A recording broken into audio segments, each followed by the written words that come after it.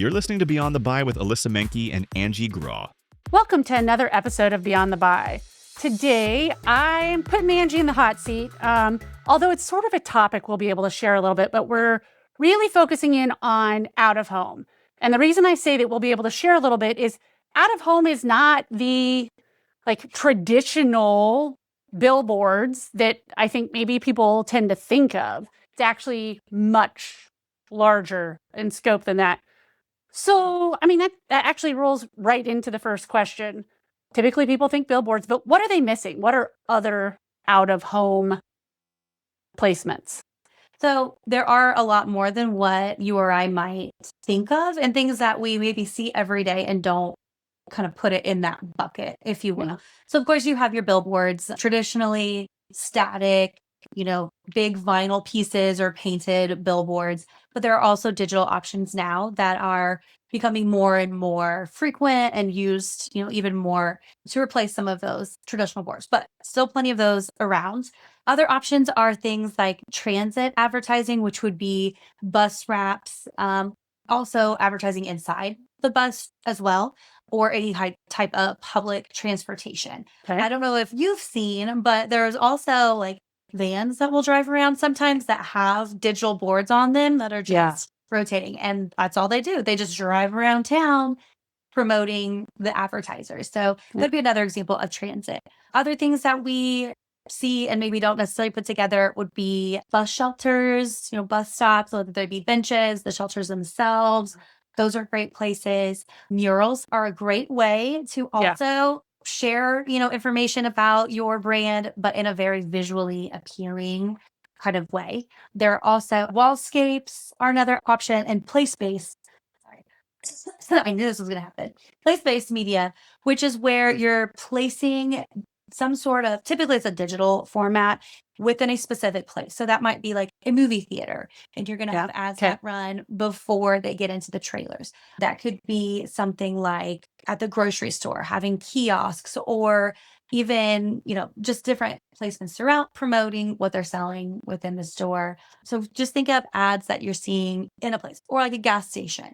So when you're pumping your gas and then all of a sudden, the digital screen pops up with some sort of a video to kind of capture your attention, your captive audience while you're standing there. So out of home is really about meeting people where they're at, as they are literally out of home. Living your life, getting in front of you in those spaces and being able to capture your attention. So what are the main things that media marketers should know about out of home? When are they appropriate to use? What are the benefits of those? So out of home is great when you're capturing a larger audience, and traditional where you're going to have that up for a long period of time because it costs a lot of money to put those boards up and a lot of money to replace them. You're going to want to have messaging that is consistent. It doesn't change over time. So maybe it's promoting the location of your restaurant, Sure. Hey, two turns to the left and you'll be at our location. That type of thing, or branding messaging, just something that isn't going to need to be changed frequently as far as a static board goes. And that can appeal to a really broad group of people, or the people within that specific vicinity where you really want to connect with them. So reach a lot of people, and then those individuals likely are coming around repeatedly because that's typically we interact within a specific area, and so every time they go by, they're going to be seeing that and getting that kind of frequency. And the same can be said for digital as well. It's just you can do more with the digital in terms of whatever your campaign is. So you can switch those out a lot easier than with traditional boards. So you can match that creative to whatever messaging you're running at that time, whatever you are wanting to really market. So how would you explain to someone the static out of home versus the digital out of home? So the static is going to be an actual, like we said, vinyl or printed board that goes up, and you really kind of want it to be up for a while because the investment that you place into the production and installation of said board is quite a chunk typically. So you really want to make sure that that is messaging that you want to have out there for a period of time. Typically, you'll see contracts for the traditional boards that are like 6 months or a month long. You can get down to maybe like quarterly, about 3 months, but ideally for price, you get the benefits. If you have a 12-month, it's going to be a little bit less than if you have a 6 month. And it's nice for right of refusal. Most of the time, if you own that space or you're renting that space, then you get to say like, yes, I want to continue. They're not going to sell it out from under you unless you have made that decision. And digital, for sure, it's just nice that you can swap out content. You don't have to have messaging that is consistent forever. And a digital board really is what it is. It's a screen instead of it being printed. So you don't have that installation and that production cost. But there's a trade-off because you are not going to be the only brand on that board. Exactly. Typically, there may be situations where you've got a ginormous budget and you can take over by all means. But for the most part, it's going to be a rotation. Well, yeah, that's what I was saying. Those digital boards may have 4, 6, 8 different slides, if you will. Yeah. And they're set for a certain amount of time, and then they rotate to the next level. So when we're talking about a digital board, and it is the kind that rotates, the measurement there is going to be a little bit different because it's not, you wouldn't get the true drive-by count the way that you would measure like a static board. Correct. So it would be like drive-by divided by number of slides. That's what I would do depending on the location of the board. Okay. If we're looking at a digital board that's at a stop sign or a stop light, really, and you're going to be sitting there for a while, you're more likely to see a stronger rotation. Sure. So I wouldn't necessarily divide those by, the number of slides. But if it is on an interstate, on a highway, or somewhere where you have steady traffic, I would absolutely kind of take that audience and frequency and really divide it out because there's just no way to know. But we do know they're not all seeing your ad. You want it to be up long enough for them to see it, be able to consume it and kind of process it. But then, of course, for the sales team doesn't want it to be too long because they want to get to the next. Well, I would say like I'm always interested in who's on the digital boards, what is the messaging? Yeah. And so I'm always like, come on. What's the next one? And so it feels like they're up there for eternity sometimes. Yeah. Yes, it does. But yeah, stop signs, stop lights, or heavy traffic areas. We don't have a lot of that in Topeka, but if you're looking at areas with, heavy drive time traffic, then that's going to change the numbers.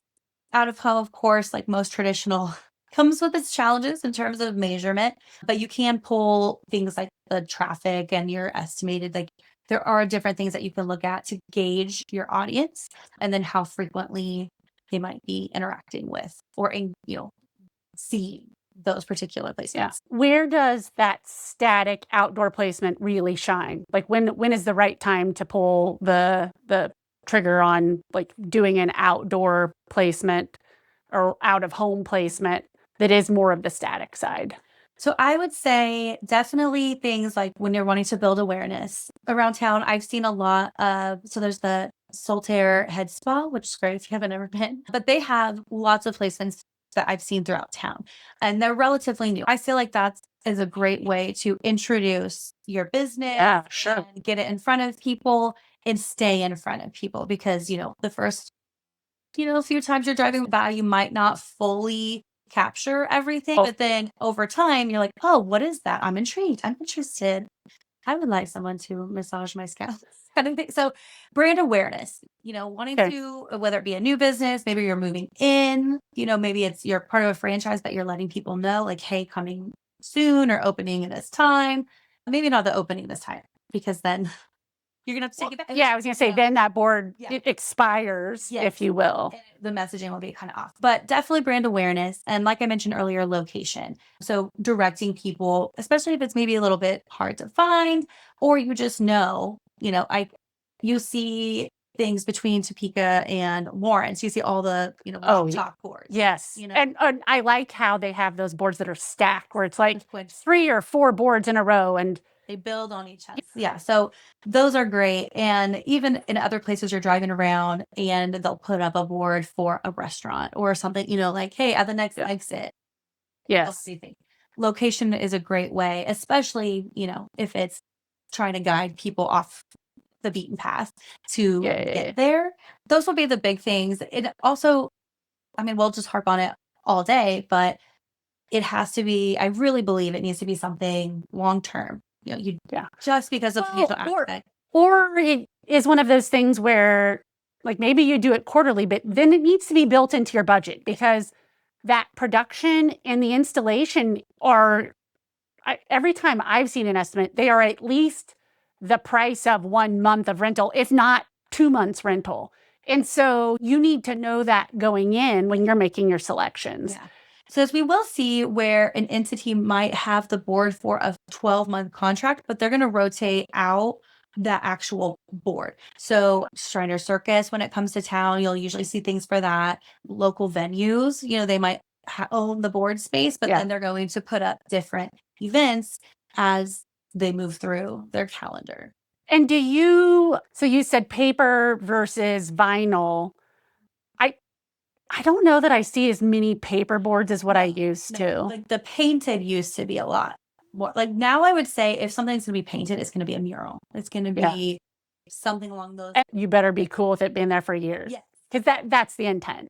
Yeah, exactly. So static billboards, that's kind of the thing, but I love the murals as well. Yeah. Typically when I've seen murals, it's usually close to or on the side of said business. There's a lot of really great murals promoting businesses on the side of businesses in town. Some of my favorites, Manning Music, I think does a really great job of using both of their sides of their building. Dr. Mountain, a vet, has it's just beautiful. This is not our vet, but like, honestly, I would consider going there if we were going to be using a vet in Topeka, because to me, it shows a level of pride in what they do. And it's so well done. And, but also I'm an artist at heart, so I'm a sucker for a mural. But that's a great way to utilize out of home differently to capture that attention, and they're on 6th Street. There's kind of a lot going on. There's an intersection nearby. So they get some of that traffic, so people are seeing it. And so it really captures your attention and it makes you think about that business. It's a pretty unique color palette. Yes. Which I really enjoy. But yeah, I have always thought that if I owned a brick and mortar, I would want to put a mural up. And for me, it would be like, whether it actually advertised my business or not is probably not as important as much as just the beautification of the area. Because to me, that's what that kind of thing is it's not just advertising the business. It is investing in your community, which I think a lot of people really appreciate. Yeah, definitely. All right. Want to shift over to digital? Yeah, let's do it. Okay, so talk to me about the advantages of digital. Yeah, so the thing we really like about digital is you aren't locked into long-term contracts. You could literally run like a weekend push or hey, we really want to time slot to only hit, like our billboards only show as it's drive time and we're going to get that traffic. You're paying more like a digital ad placement. So it is like a cost per 1,000. You can really use like that same monthly budget in ways that are very customized to what your use case is. You could rotate multiple things out. You can do dynamic messaging. So like if you were a car wash, you might talk about, like the rain that's come through and has everybody's cars muddy. So that part's really nice. The part that is frustrating because it's, digital out of home is so digital oriented, but it's not because there's nothing to click. So the measurement looks a whole lot more like traditional billboard measurement. But again, it's a fraction because I am likely being in some type of a rotation if it's a billboard. But digital out of home can be, the ads you see at the movie theater before the movie starts to roll. So one impression potentially could reach an entire theater full of people, but there's no standardized multiplier. So you can't promise that one impression reached, 150 people. But yeah, likely it's more than one person, right? I don't know. But all of those, like in bars, in gyms, anywhere where you're seeing screens and messaging of some sort, like that is digital out of home. And we've had a lot of fun building strategy around, putting things in interesting places where people are sort of a captive audience. Yeah. And you really can get in front of them with the right message at the right time in a way that's not them like looking at their phone or sitting in front of their computer. Yeah. So on those digital placements, knowing that measurement is going to be more similar to traditional, what ways do you use it to like drive traffic, right? To help move them along toward acquisition? Because we're kind of limited with some of the static things, but Yeah. I mean, in a lot of ways, that digital billboard is very much like a static placement where this is about building brand awareness. There is not the same type of call to action where we are trying to drive them to do a thing. Typically, someone's in their vehicle or sitting in the hair salon or somewhere where they're not going to be able to take immediate action. And so we're going to measure it through, maybe there's a unique URL on the billboard. We'll look at traffic there. We'll just look generally at traffic spikes, where there are more organic visits to the website, where there are more direct visits to the website. You really do use it as more of a, reach and frequency for an awareness type campaign than you would with like sort of that. I mean, it's still very strategic, but it is not as strategic as like, hey, you're really down here at the bottom of the funnel, and this is that last little push to get you to do the thing. sure. Yeah. That definitely makes sense.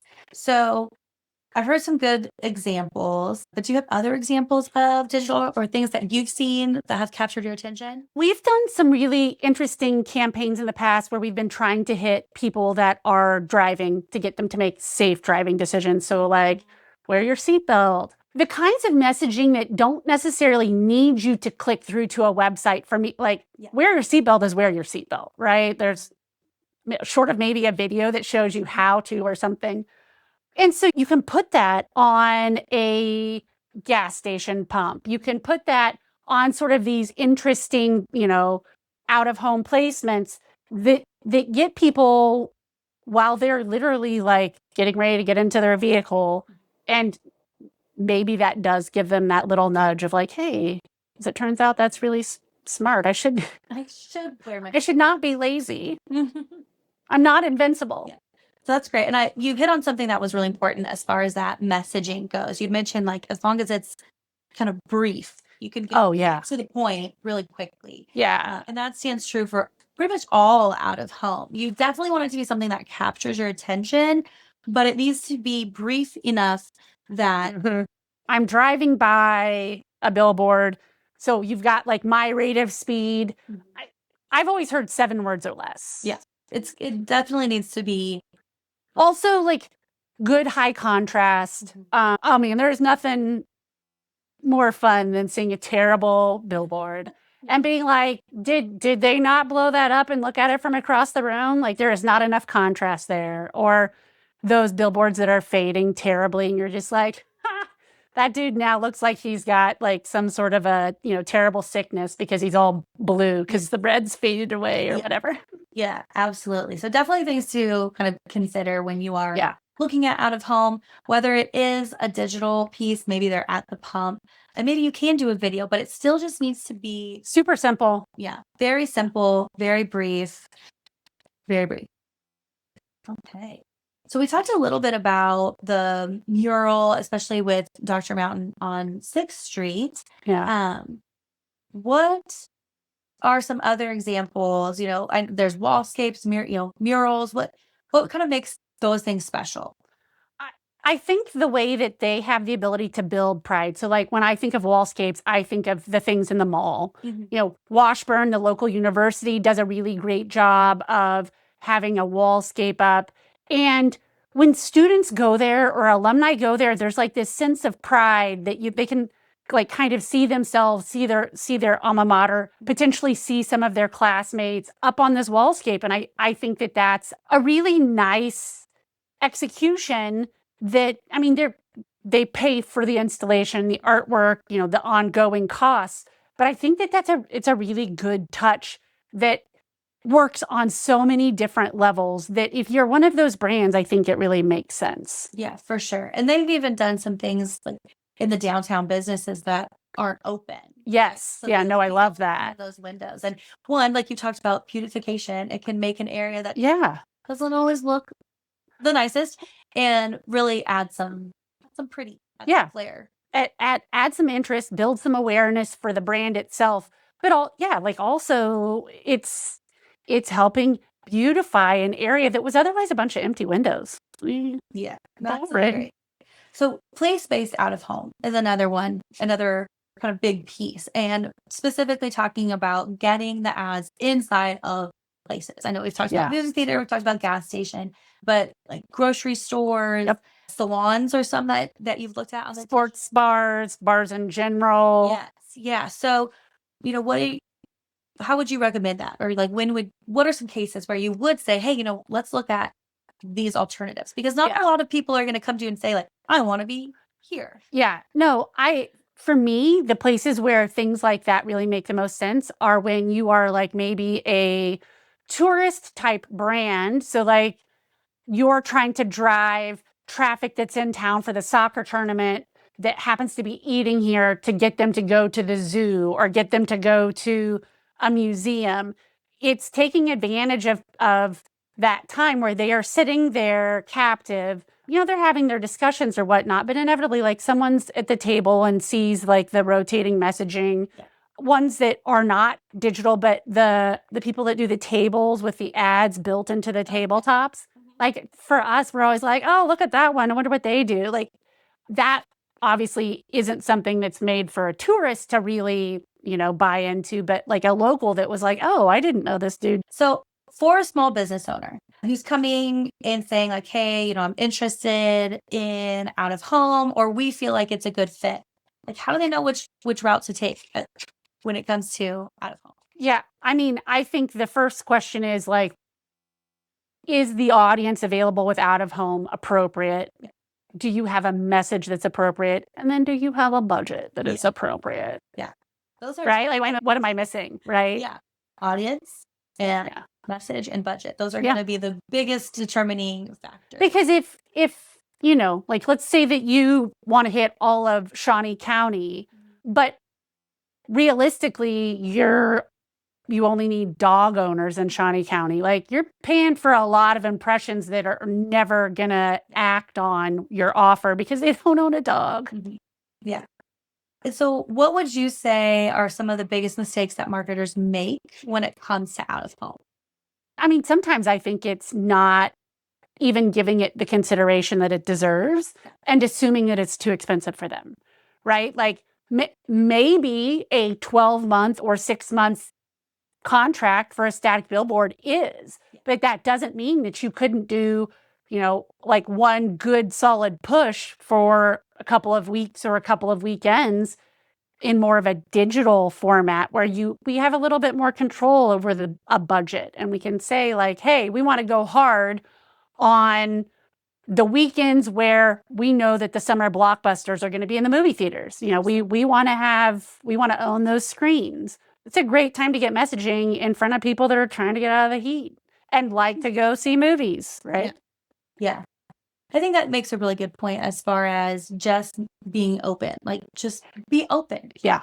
And know that there's a lot more out there and a lot more potential than what you might be aware of. And I know like we talked about some of the different places, and I know your kiddos play baseball. Yes. I got a baseball kiddo. Oh, yeah. So some of these sponsorship packages with these venues for athletics, they're rotating ads on the course. Now, sometimes it's frustrating because I'm like, I would like to see a score. I don't want to see that. But you're seeing these ads running and you're sitting there. A baseball game's going to, at least at Hank Stage, it's going to be an hour and a half probably at least. And then I'm seeing these ads kind of coming through off and on. They are likely looking for an air conditioner somewhere. It's great. It's a great placement for them. What do you think is the biggest mistake in outdoor? I think messaging, like making sure that the messaging is right. Not just the context of the messaging, but it's not a word, conciseness. Yeah. Making sure it's concise, brief, compact is probably the word I'm looking No one's reading the paragraph Yeah. on your billboard. Yes. And also, like putting effort into it, I guess. You still need it to be visually appealing, and it's a balance. At the end of the day, if it's not visually appealing, it's not going to capture the attention that it needs to capture. Exactly. And that investment's not going to do what it needs to do. Yeah. Yeah. And just, of course, as always, we always comment on make sure you know your strategy. Yeah. Make sure you know your audience. And you do want, even though it may be on the more static side about consistent message, it's awareness. Yeah. But you still want to make sure that your visuals, your content, everything, it matches, it's consistent within your brand. within the brand so that they know. Yeah. For sure. So would that be your biggest takeaway from today? Yeah, I think the biggest takeaway for me is just making sure that you guys know about the different types of out of home that are out there. There's so much more than just those billboards that you see on the side of the road. That's really important, I feel like. And it's kind of hard for if you're just a small business owner, you may not know how to seek those things out. That's where I would say an agency would be helpful. Talking to a billboard company will be helpful, but inevitably they probably are going to talk to you about the inventory they have, and rightfully so. Yes. But yeah, I mean, just getting with someone that knows the opportunities can really help you strategically think through them, I think would be my takeaway. Yeah. And kind of as a follow-up to that, don't be afraid to ask. If you have an idea that you're thinking, oh, well, that's goofy, that's silly. No, I want to those are going to stand out. So one of my favorites from the last couple of years, and we'll have a blog post coming out and I'll share some images there and here as well. Is the TV show Abbott Elementary has done a fantastic job with their out of home. A couple years ago, the billboard had 3D backpacks. Oh, that's cool. Very expensive, but so cool.